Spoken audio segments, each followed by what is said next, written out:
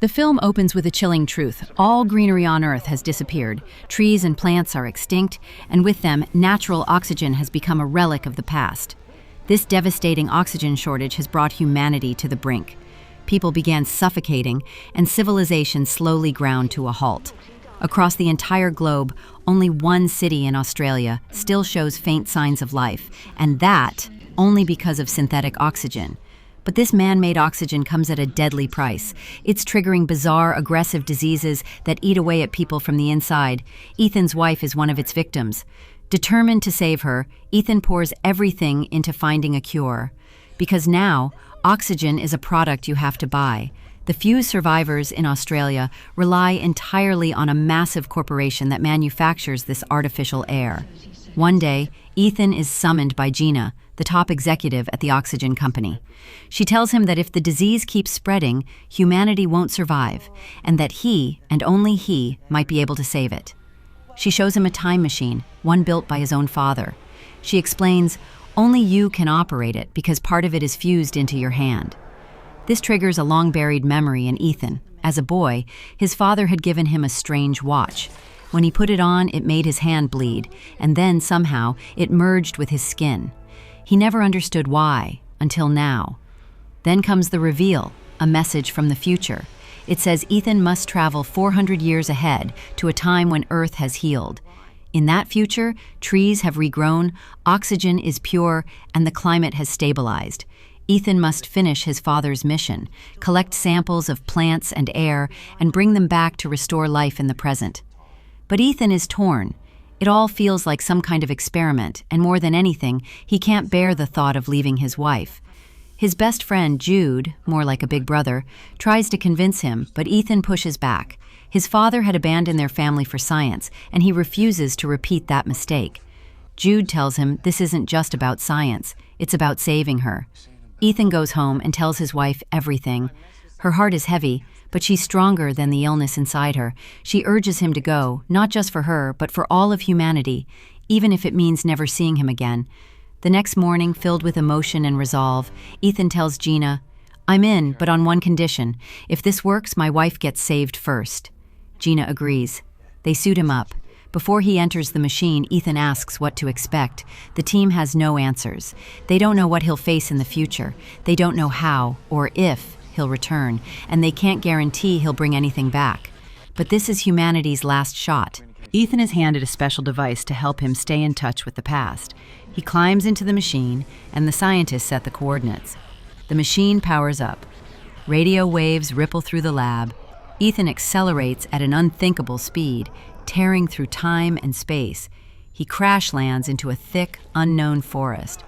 His suit catches fire from the velocity, and he rips it off. He looks around. The world is alive again. Lush greenery, clean air. It takes his breath away. But then he spots a skeleton, a bullet hole in its skull. He checks the name badge and freezes. It's his skeleton. Nearby, he finds a device identical to the one the scientists gave him.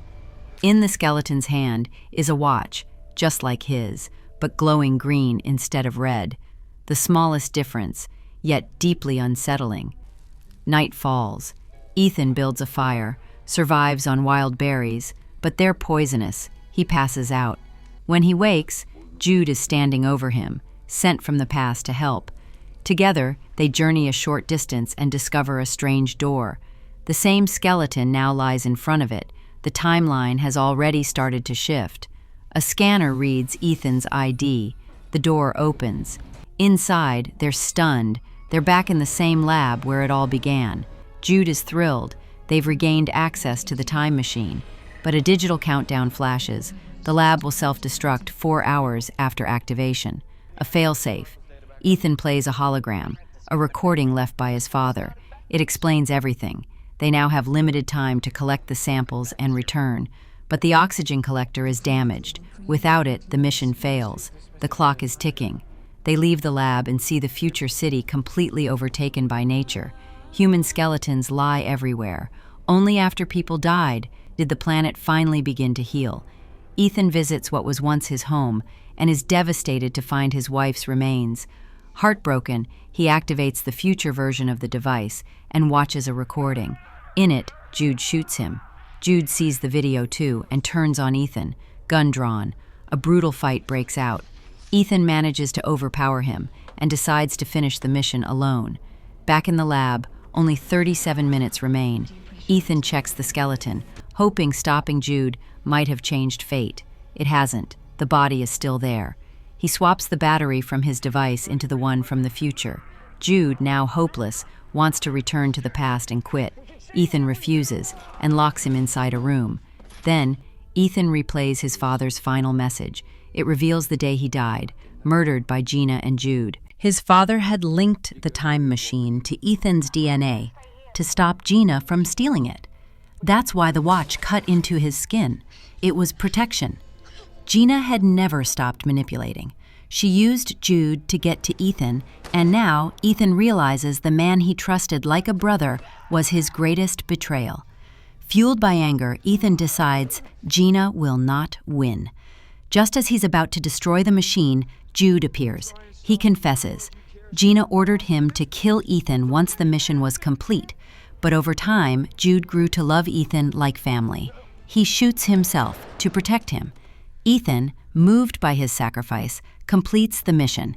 He repairs the collector, loads the plants, and sends them, along with evidence of Gina's crimes, back to the past.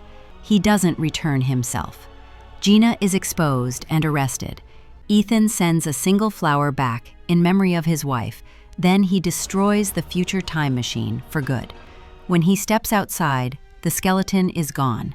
Proof the timeline has changed. His choice has saved the world. The film ends on a vision of a vibrant green Earth, a future reborn, a planet redeemed, and hope finally restored.